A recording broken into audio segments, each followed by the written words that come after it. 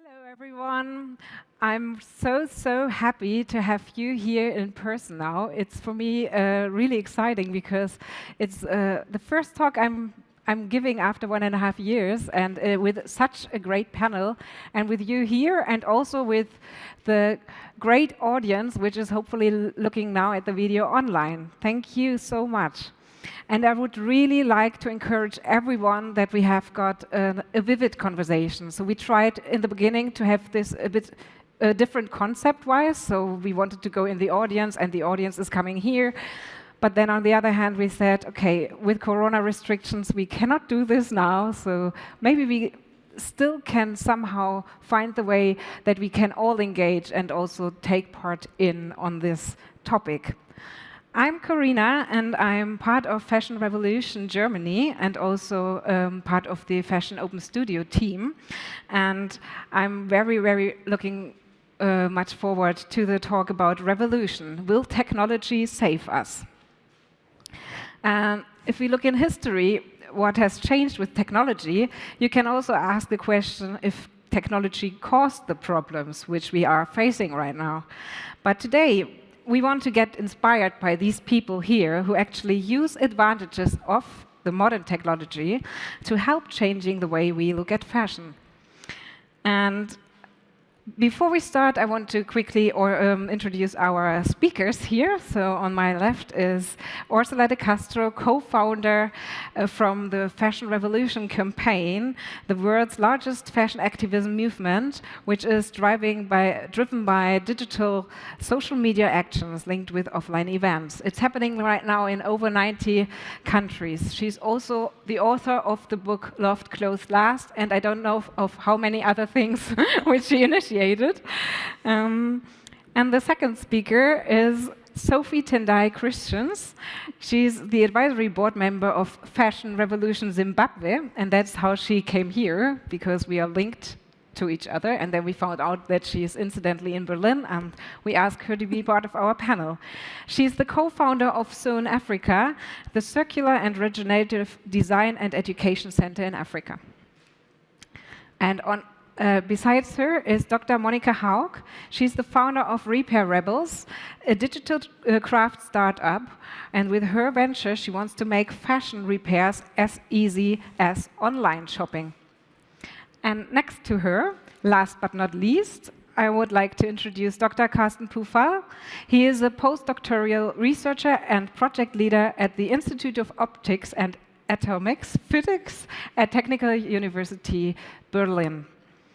So for each of our speakers, technology plays an important role in their daily work, and I'm really curious to know more about how this is working.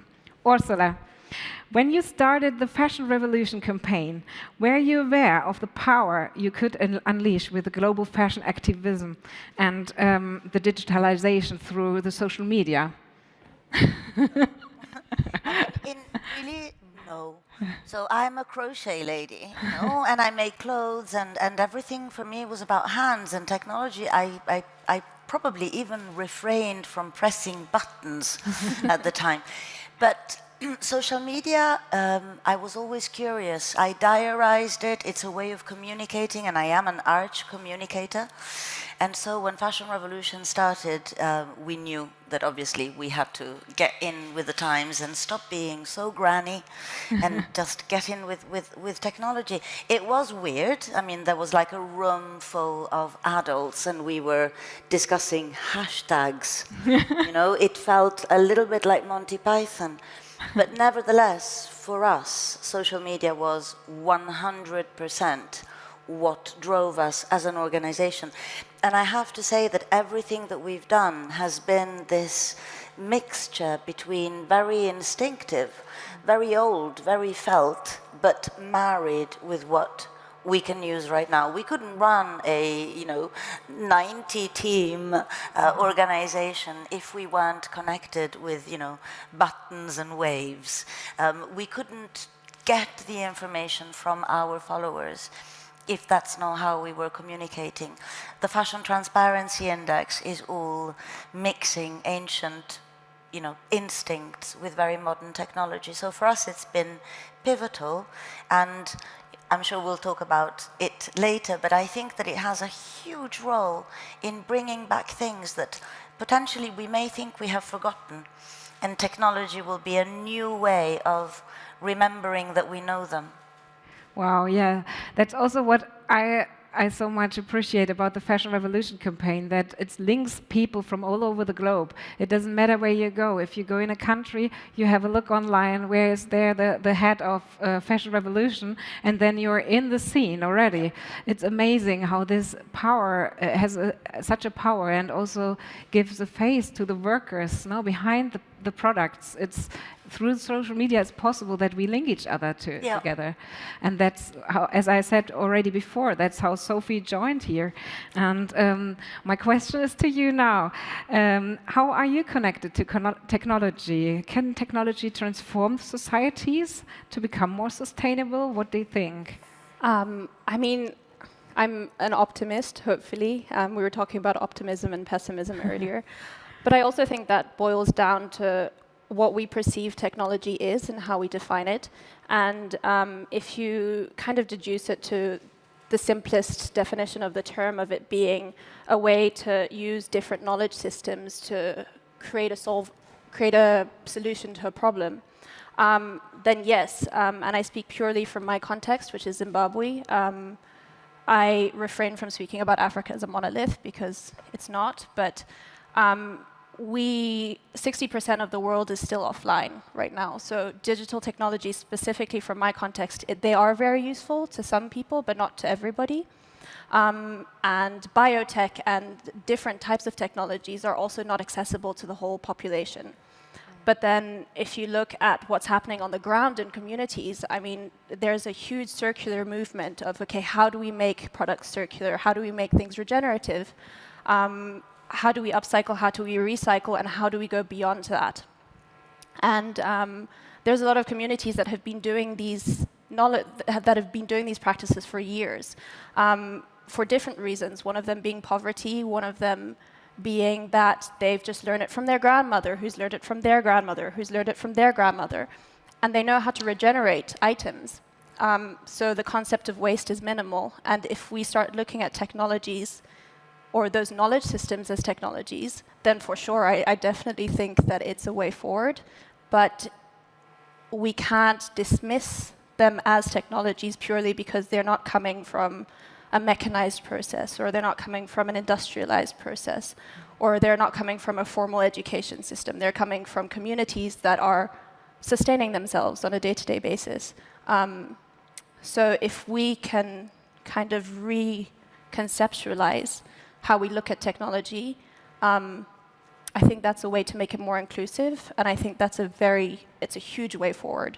And that's where my optimism comes from in that sense. So, I mean, for now I say yes, but purely from that perspective. And is the Fashion Revolution campaign helping you in that, the communities around? It is. It's connected us with a lot of designers that do have access to digital platforms. Specifically Instagram, which has been a whirlwind for a lot of businesses. And these businesses are connected to the local communities. So in that sense, we learn through different brands like, I'm sure a lot of Zimbabweans in the audience will recognize, like House of Stone. Tendai is a great designer, and she works with traditional forms of creating things, and she works with local communities, and she connects those systems together. And we know her through Fashion Revolution, because she's a part of Fashion Revolution. So it's connected us to those systems too, even though a lot of the communities that have connected us through Fashion Revolution aren't necessarily online. So it's a beautiful thing.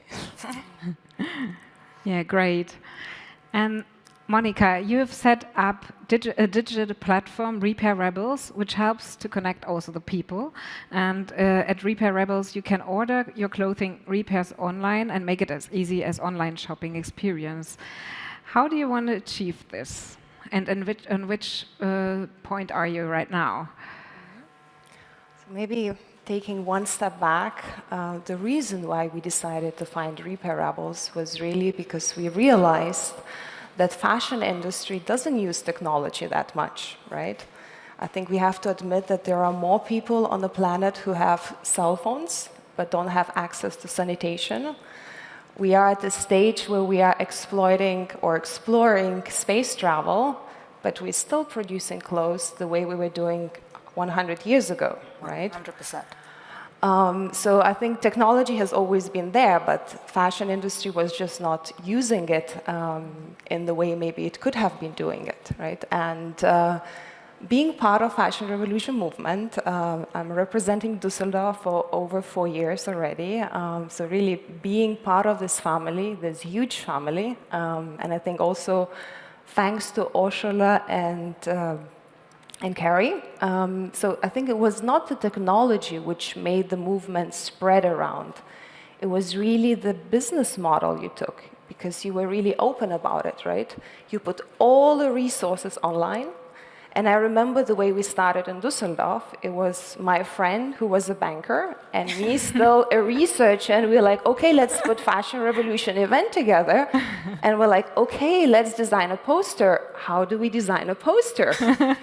And of course, it was fantastic because you had all the resources there, digital resources there. We could just take it, download it, and use it. And that made a lot of things more easy. And I think this approach, the open source approach, was the #1 reason why the movement spread around so fast. Of course, it was facilitated by technology. So one thing to Fashion Revolution, really being inspired and taken by that movement, I realized that fashion industry is really lacking behind when it comes to innovation. And really looking at the repair industry, you could really see that the repair industry is one of the few industries which are completely not digital. So they are run, the local repair shops are run by immigrant people who don't even use emails, who are hard to find on Google, who don't even have a website.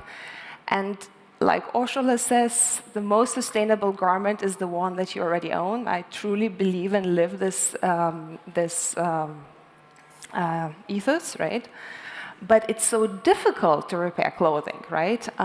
If you haven't learned that at school, if you don't have a grandma or your mom who could do it for you, right? And you're living a busy modern life, it's way easier to buy something new.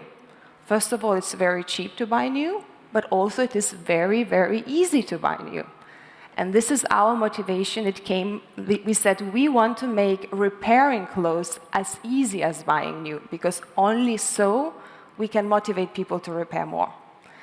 It's a big ambition because, like I said, we are fighting 2 wars, one on the consumer side, you know, trying to tell them, okay, even if it's so easy and so cheap to buy new, maybe it's better to repair, which is hard to convince the consumers. And still we have a lot of people who go on our platform and they open their eyes like, are you serious to charge these prices? I was like, hello, we are in Germany, it takes 2 hours to repair your garment. And they, oh, okay. On the other side, another war, like I mentioned, is really the local repair shops because, you know, they are not digital, you know. Those people are scared of internet and they don't want to do anything, they don't want to have to do anything with internet. So you really need to teach them and, you know, you really need to go them, talk to them, explain them and take them with you. But it's a great job. I think it's really worth pushing it. And we're learning every day because there's still a lot to learn in this market. And this drives us. Yeah, amazing. So everyone in Düsseldorf can use the platform, or how is it built? Is it an app also linked to that, or is this future music? We don't. You're not at this stage right now. So we are actually this week testing our prototype. We're already taking repairs over WhatsApp. So a lot of people contact us over social media, over WhatsApp, and we are launching in Düsseldorf. And we are planning to go to all the bigger German cities because, I mean, amazing. You need to scale a solution. And I think our ambition is to build a case for Düsseldorf, an efficient repair city, and then, you know, replicate it in other locations. Yeah, yeah. Amazing. Yeah, so we have the repair topic on the one hand, and on the other hand, we have all the material which is already existing on the planet. And now I want to zoom a bit in and go more into the direction of R&D and textiles. Karsten, in your current research, you're focusing on sorting methods for closed-loop textile recycling, and for example, by artificial intelligence. What change can we expect in the near future to happen in technology and innovation? Big question, I would say. You never want, as a researcher, you never want to overpromise. So, but I think we're facing, like at least in the EU, it's in 4 years there's going to be a big wave of textiles coming in, and on the waste side because there's a new EU directive. So, and hopefully these collecting textiles, which has been a very German discipline, so it's not very common in the EU. So like we have like 65% collection rate in Germany and like 20 or 30% in the EU. So that will hopefully change, but there will also has the information, the industry has to transform because there's like right now it's about picking the best parts of that huge waste stream and selling it as second hand, and exporting or shredding the rest and putting it into car seats and into wiping cloth. But once you have more of these, this whole business model has to change because the second-hand market cannot uptake all that many garments. So we have two sub-projects we're facing on. So one faces on that second-hand part. That means using artificial intelligence. I know that's a big topic, it's a big name. So it's computer vision. We're trying to implement methods that analyze textiles or garments and finding a more objective way to sort them into very fine grained categories so that we can finally or hopefully advertise them to very specific customer groups. So now it's not only about brands, but also about not only wedding dresses, but like floral dresses or certain types of T-shirts. So many more categories that you could sort by hand. So that's one project, and the other project is that takes care of the textile waste, so something that cannot be reused again. And there we're using spectroscopic methods to find out the material compositions of garments to find the suitable recycling channels, because unfortunately all these polymers that are used, you cannot mix them, they don't mix, so you have to put them into different fractions before you can finally use fiber-to-fiber recycling, which has very high restrictions on the feedstock to make new yarn out of it, which you can then use for new garments. Mm-hmm.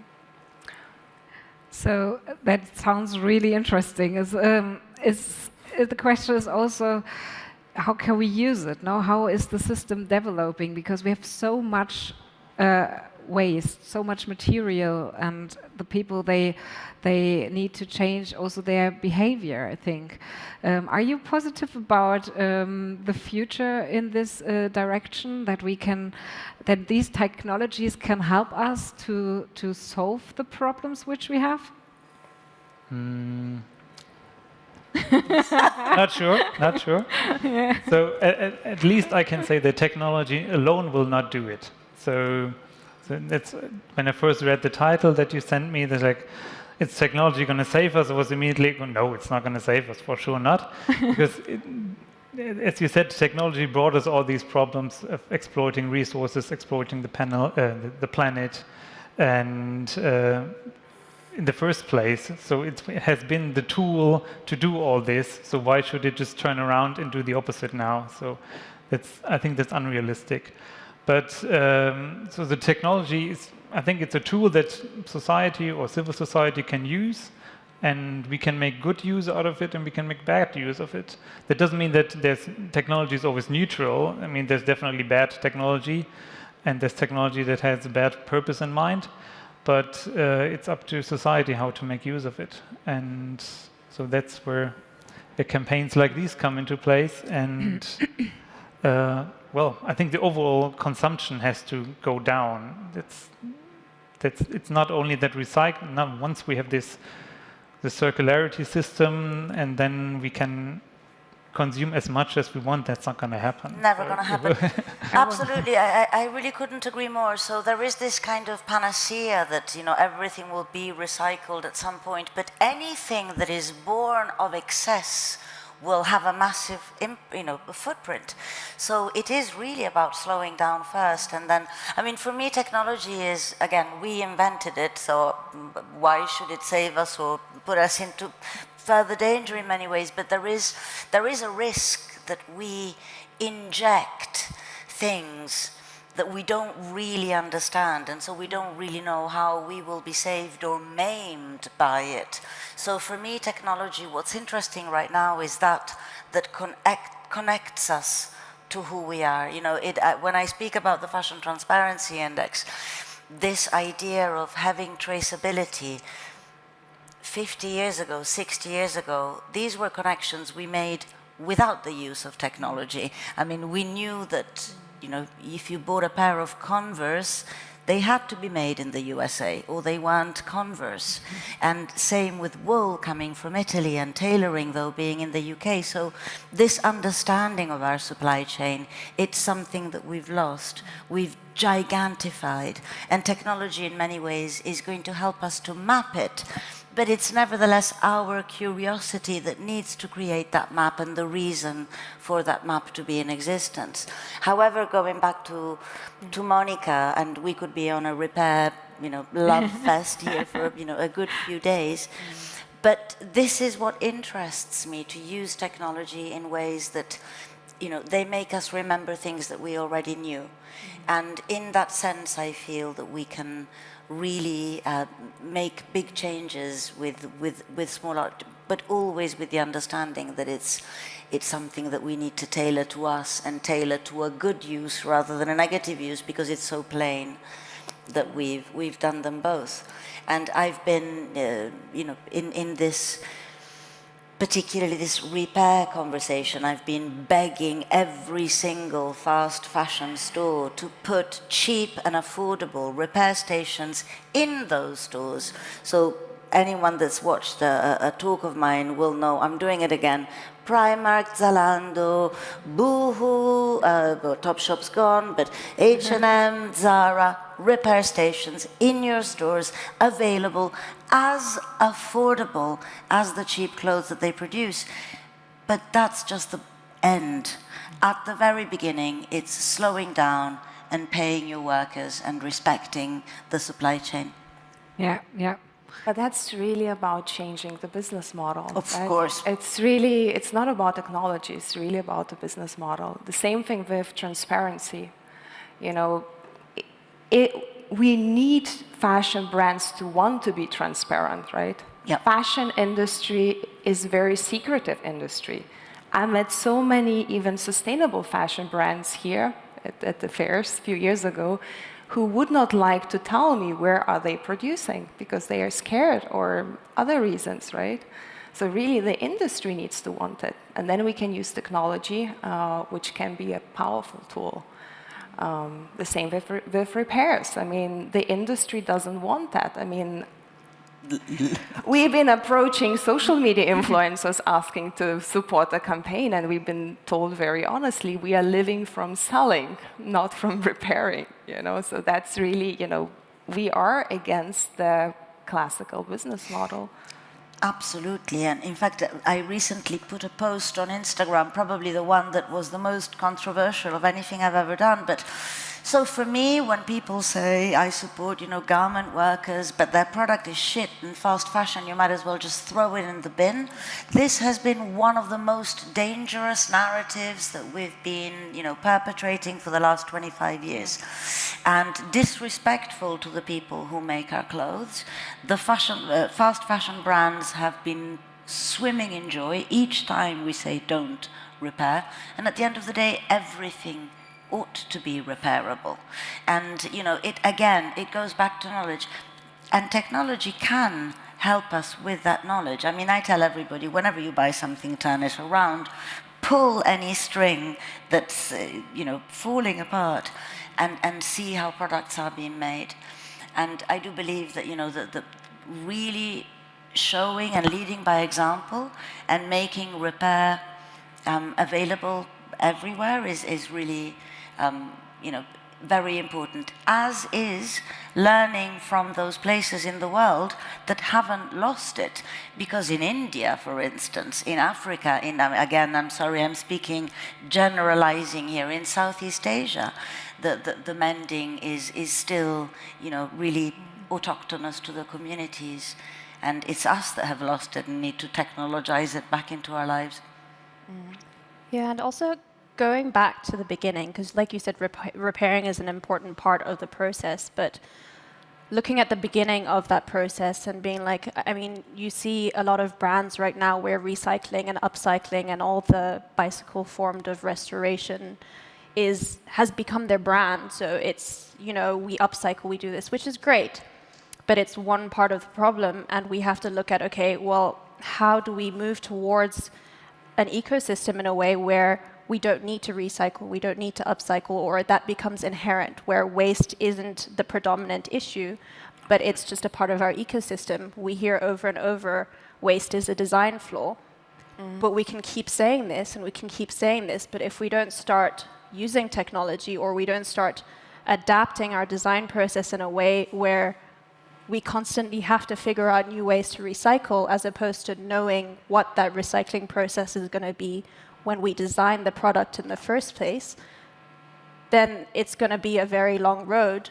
So that's just something that we need to inherently start focusing on too, is how do we start from the beginning? How do we design products? How do we innovate products where planned obsolescence isn't inevitable? Like, it's not inevitable. It's not going to automatically become a waste product in 20 years or 30 years, even if it is a durable item. Or 5 minutes. Or 5 minutes, exactly.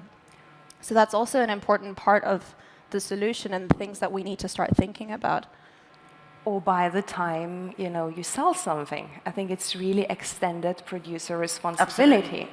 Because again, the industry was built so sell as much as possible, produce as cheap as possible. Once you sold it, then you tell the consumer that you should feel bad 2 months later that you don't have the new thing, and then again sell as much as possible and make the consumer feel bad about it. So once the brands will be responsible for what happens with the products, once they will be maybe even taxed for producing waste which don't decay for years, then we're going to have a change. So really the business logic needs to change, and it's a very harsh change. I think for this reason, we see when we talk about innovation in the fashion industry that it doesn't come from the fashion brands, it comes from outsiders, It's Or from emerging brands. Emerging brands, but not the typical fashion players, because it's hard. I mean, we really need to change the game. Yeah, I think I'd like to step in with the at the point of repairs, and I think if you compare all other technology that you have, you buy it and you have a warranty, and if it has a design flaw, that company pays for it. So maybe you need that repair store, because then if a product has been made in a way that it falls apart after half a year, then that company has that feedback that this product has been bad. And because now they can just push it into the market and it's gone. And they don't have to care how long it's going to last and how it can be recycled. All these things are just out of the scope. There's no incentive to do it. So I think and there is actually less transparency on that side of the supply chain than there is, at least some steps are being done with the Fashion Transparency Index. When it comes to products and the way that they end up, technologically, there was a program in Italy that actually put a microchip in second-hand clothing to try and analyze actually what happens to second-hand clothing. And, the reality was that half went the usual way, so the second-hand store and then being sold, but a great half went through the mafia and were littered in south of Italy, without any form of regulation whatsoever. And, we really struggle to follow the case of the clothes once we throw them.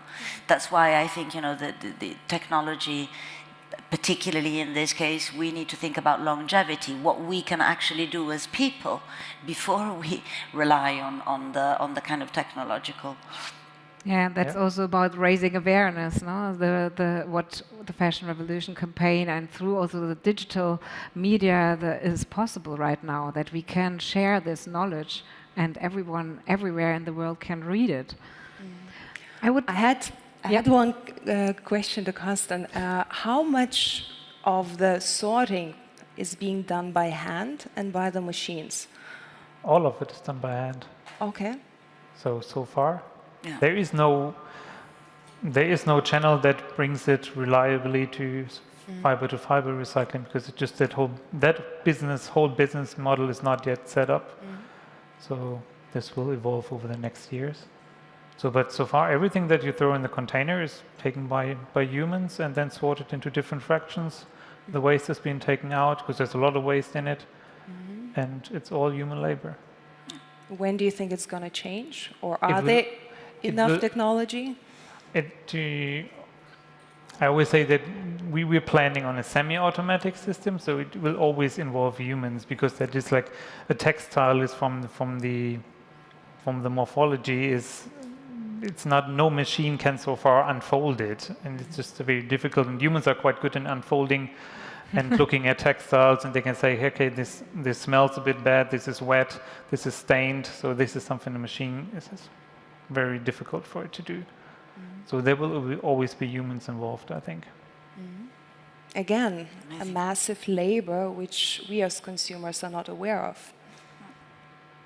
Yeah, and also material-wise, the materials which are existing now, they don't have the same quality. So the question is also what happens after the sorting out. So it should be sorted out, but then it's so mixed up, the fibers. How can you dismantle it, or what is the way? The end of the fabric after the sorting, no? And in addition to that, it goes past the sorting process, because a lot of these clothes do end up in landfill, and that brings a whole new element to the problem. Because if you see, I mean, there's not a lot of statistics of how much clothing countries like Zimbabwe import on a daily basis, but they don't end up in separate landfills. So it's not a landfill that's just clothing, it's a landfill that will be e-waste, it will be food waste, it will be plastic waste. So then if you're starting to look towards landfill, which is also a problem that we need to start addressing as an industry as a whole, and being like, okay, how can we create solutions? How can we upcycle, for example, things from landfills, or how can we use landfills as a resource? That becomes almost impossible, because it's not just the textiles and the polymers, it's also all of the extra parts from the waste ecosystem that become an issue. So then that's also something that we have to start thinking about. And that makes it slightly or greatly more complex, unfortunately. And it's language too. So in Italy, for instance, and in many other places, the minute something is labeled waste, it cannot be reused, because it could be toxic, so it's also a question of really reframing how we see the things that we abandon. I mean, I love working with designers, they call things found. So it's no longer waste, it's found. And that, these linguistic changes of perceptions make people think and feel differently over what they're looking. I mean, I see a future of trash couture of the most exciting kind. I see young designers all over the world picking, making, and looking way better than Cinderella ever did when she went to the ball. So I know that there is a creativity and an instinctive, and I go back to that instinct thing, an instinctive feel of both love and intelligence when you find something, It sparkles, it grabs your eye, and then you've already reprocessed it in your mind, and that's not necessarily technological, but technological could be the finding of it. Technological could be the instructions on how other people can do the same, and technological can be the selling and the spreading of it. But it does need to be linked back to a fundamental instinct. In this case, it's that of picking up, and that of mending and repairing, which we learned how to do just about 1 nanosecond after we learned how to make, I'm sure we learned how to repair. Yeah.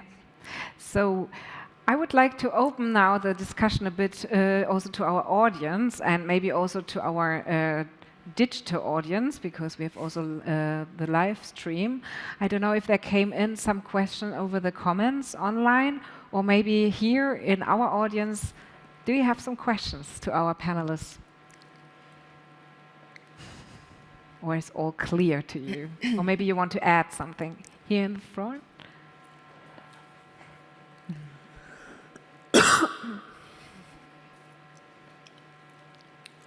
Thank you so much for being here. It's an honor. Do you think the waste of clothing in general will be quite as much as the waste of masks? And what do you think this global pandemic is teaching us as a fashion industry? Yeah. I think the waste of masks is going to be a problem. I'm kind of thinking they're so horrible. I've been thinking, why am I not walking around with a thing of felt tips so that at least I can draw on them, because they're so boring. So tomorrow I think I'm going to buy some felt tips and start drawing. That'll make me want to keep them more. But it's difficult to generalize with the pandemic because, I mean, for me, it's been like another Rana Plaza, you know, where humanity's shame is visible. And in this case, it's not humanity's in particular. I'm referring to fashion brands. But it has been a profoundly unequal time. And that, for me, has been where it's been more painful. So hopefully, when it comes to clothing, it's definitely shown us that we've got way too much. But when it comes to each other, I hope that it's shown us that we really need to think of each other as equals. You know, there's never been a time in which it's been, even in the same block of flats, different circumstances have hit different people. And so that this is, I guess, the first lesson. Really, when it comes to clothing, one interesting statistic is that when the UK reopened stores, charity shops did their best business ever. So something around this awareness did pass, something around the we have too much or we need to keep things longer and sharing and swapping, something did pass, which I took as a positive. I kind of, just going off of your question too, sorry. Yep. Anyway, I feel like our response to masks has also been similar to our response to clothing in terms of we've had a problem, there's a solution, which was, you know, there's a virus spreading and we need to cover our faces. But we've never really thought of, from the get-go, how are we going to deal with the masks afterwards? Exactly. So we're inherently short-term thinking. And that's what we do with a lot of things. We see it in politics, we see it in general policy, we see it everywhere. We think, okay, well, there's trends that we need to chase, and there's these people, there's a demand over here, and there's a demand over here, and it's very short term, but it's not, okay, what do we do when the demand changes and the trends change, etc. And the same with masks. We really need masks now, but hopefully in 2 years or a year, I wouldn't say any sooner because that's not the reality, we're not going to need masks anymore. But we didn't think of that from the beginning. So I think it's more of an indication of, okay, what are the things that we need to start thinking of from the beginning, even if we don't have the solution. But if we'd had a centralized area where we could collect face masks from the get-go that are no longer being used, and then once the solution isn't, once we have the solution, it's mobilized. And how can we do that with the fashion industry? So it's a similar parallel problem where it's just that our thinking has to shift and the way we approach problems has to shift to being less short-term and more long-term. Totally agree. Are there any other questions? I see your hand raised in the back. 2, 3. Oh, there are a lot of questions. We have to hurry up because I think we have just 10 more minutes. Yes, please. Yeah. Diane. Yeah. My question was for the repairing platform. How exactly does it work? Because a client makes an appointment, you schedule it, they you have workers that do the repair, they send it back, or how does it work? And what's like the hourly rate of that? How does it justify the, it works of course with luxury garments, but fast garments, I don't understand how that could possibly work. So what we are trying to do, and we're really learning by doing, we are trying to standardize the repair process, which is extremely hard because every repair obviously is different and machines will never be able to repair, at least I think not until I'm alive. So we've been doing a lot of interviews with repair shop owners. We've been doing a lot of customer interviews. I've been repairing my stuff all my life. So we selected a number of categories which should be standardized. Like I said, we are currently testing our prototype. I was very happy. Our tester said it was just as buying at Amazon. I was like, okay, so maybe we're moving in the right direction. So standard repairs, you would be booking it online, but then more complicated repairs, you would send a request by sending your pictures. And then we would contact an appropriate repair provider. So at least in Düsseldorf, we have about 20 people who work with them. And we know this lady loves darning, and the other lady loves fixing jeans, and this guy loves fixing designer bags. So by this internal knowledge, we can really then contact them and then connect them with the consumer and try to facilitate the repair. In Düsseldorf, we also offer door-to-door delivery, so really trying to be super convenient to say, okay, you just need to click 4 clicks and you're going to have your garment repaired. So we're trying to make it as easy as possible for people to buy. When it comes to prices, it's very difficult because we typically add an extra, because the prices for repairs are very different. Every shop charges different prices, so there's no standard pricing yet. But again, we're working with the industry and we're learning every day, and yeah, still a lot to learn. Thank you. Welcome. There's one question from the online forum. Two, but I will start with a question from Julia. She wants to know, do you see potential in augmented reality for sustainable fashion? I guess this question is maybe linked to Karsten or Orsola. Do you want to add something to that? The most exciting thing I've seen recently, actually, is virtual clothes. Yeah. And, again, I go back to this technology that reminds me of when I was little and I was cutting those paper dolls' dresses and putting them on cardboard. I mean, the idea that I could do myself virtually, do myself up completely, wear, whatever, I find really, really interesting. And I think that if we allow the playful element of, and we allow our, preconceptions of how to wear clothes, I mean, at this point, half the time, people wear clothes to be seen in a photograph. So bring it on. I mean, so that there is an element, I think, of technology that fashion can use if we focus on that, playful and that element. So I know a bit of work from academia that work with what's called virtual try-ons. So that's like making a photo, a video of yourself, and then trying on different clothes virtually. I'm not sure if that's going to have a positive impact on sustainability. It might return the return rates of e-commerce, so nothing or less is being shipped back because you know better whether it suits you or not. But I'm a bit skeptical there. But I think digital fashion maybe helps us to see fashion as art and less as a consumable goods. And also, I have to agree, I have an 11-year-old daughter, and she convinced me to play Roblox with her. And she said, okay, Mom, let's get some outfits. And I have to be honest, I really spent quite some money because she got an avatar for me and for herself. And I was like, okay, that was a fun experience. Yeah. So maybe we can get this kick from enjoying fashion online and playing with fashion online.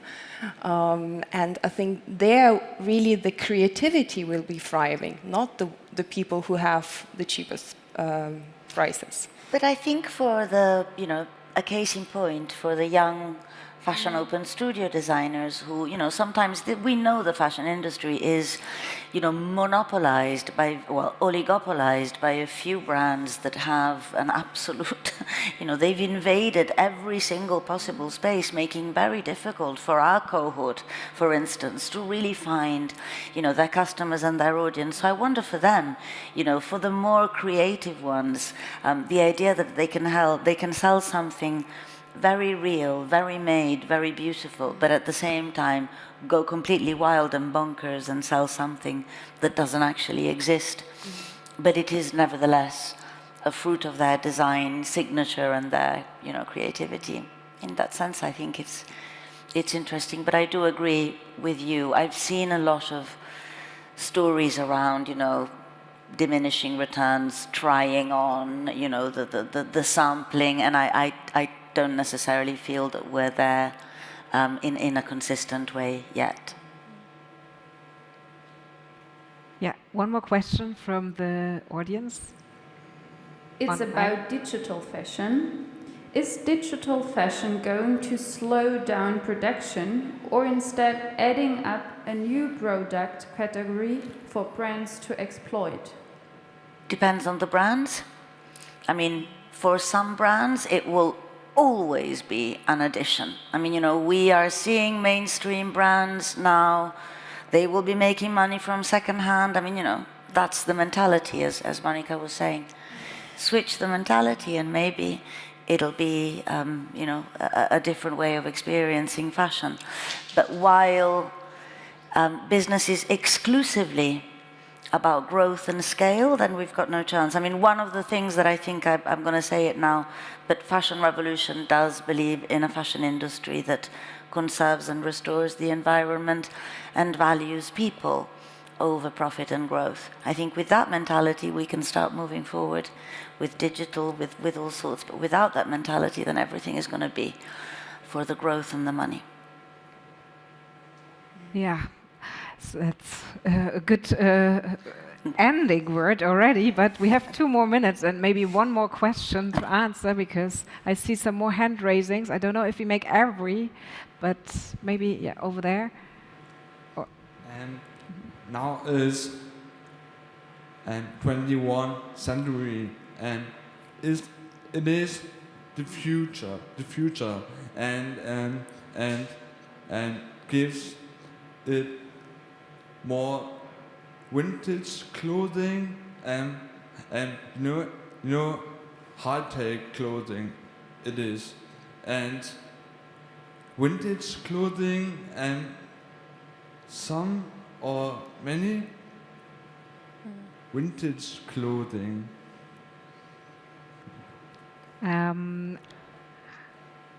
I didn't really get the question, but I think it was if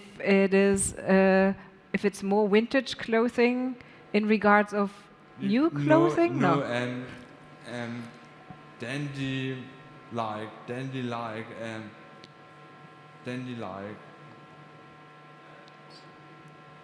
Okay, so I think perhaps if vintage clothing is the future, is kind of what I understood, that we're moving away from new clothing and we're moving more towards the notion of vintage. Is that kind of... Or negative connotation with vintage. Maybe I can speak for the recycling industry, that vintage is quite interesting for them to pick out of this waste stream, because it can be sold like within, let's say, Germany at quite high prices. So there's quite an interest in keeping these old, very specific garments. Karsten, maybe my question to you, because now the resale platforms are booming and more people are reselling clothing instead of putting them in the bin. How do you think it will affect the recycling industry? Difficult question. I think we did a bit of data science on second-hand platforms, and I was shocked how many new clothes there are. So different categories. They have usually and it was, I think, like 30% of the clothes has never been used, and half of that has still the hang tag. So that is, I was shocked when I saw this. I thought it would be used clothes, but it's actually new clothes that they offer. So we just need to keep. I mean, it's not highly technological, but it's the only way Easier really to start. Let's just keep things. And I think just because we see an increase of the resale of clothing doesn't mean that there isn't a huge problem, because there's still huge exportation of clothing and dumping of clothing that complements it. So if anything, the danger is that the resale industry or the resale market may also contribute or exacerbate that problem, where more clothing is dumped because there's just an extra demand, so there's a bigger market, and then it's just a never-ending cycle. So I don't think that we should necessarily always see there being a resale market as a positive thing, because that doesn't mean that there isn't all of the negatives that surround it. It just means that we've shifted our eye away from it, which is also quite sad. There was one more hand raising over there, which I saw, and then I think we have to come to the end already because our time is running. So, yeah, please, last question. Thank you very much, dear speakers. And my question is, where do you see more potential for the fashion future, in the 3D modeling and digital design, or in vintage, second-hand, and so on? Personally, for me, it's always a cocktail. I mean, we don't know that much about, 3D, but it's always, there's never one solution. We've gone way beyond the one. There's too many of us, and fashion is about individualism. So, I mean, I'll probably, be printing hair clips, but not shoes, and so the rest, it'll have to be vintage for me. But we need to be able to, stop ourselves from thinking that one thing will save us, because at the end of the day, it's always a multitude of things that we can each interpret and walk through that will bring other solutions. Multiple of voices, multiple people, multiple ideas. Do you want to add something? Yeah, just following up on what Orsola said, I completely agree, and I think it's very contextual too. For example, I think there's a lot of places where you can expect to build different green economies by placing a 3D printer in a context where it doesn't work, where people don't know how to use the 3D printers, where people aren't familiar with the concept or don't necessarily want to and have their own type of innovative solutions. So again, it's one part of the problem, but I don't necessarily think it's, like Orsola said, the whole solution, because I think we can also look at solutions of like indigenous knowledge systems. Exactly.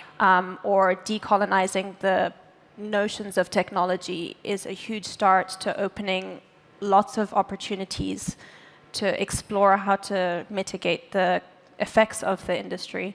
So I definitely think there's a lot there, and there could be beautiful things that come out of it, but it's not, from my context, it's not the number one focus, nor is it the number 2 or number 3 focus. Yeah, so do you want to wrap it up and say some last words? Maybe when I think about the future of sustainable fashion and what could really move the needle, I think really transparency and access to information and reliable information, because nowadays we have so much greenwashing and so many misconceptions also built by us, by the sustainable fashion community. Also regulation. I have a lot of hope once we have stricter laws and fashion industry is forced to write down how much water the garment used and is forced to write down how you should actually recycle the garment. I think this is where we can see the change, and definitely here technology can help, because if we have transparency and if we have access to information, then it will be more and more difficult for us as consumers to turn our eye away. Yeah, true.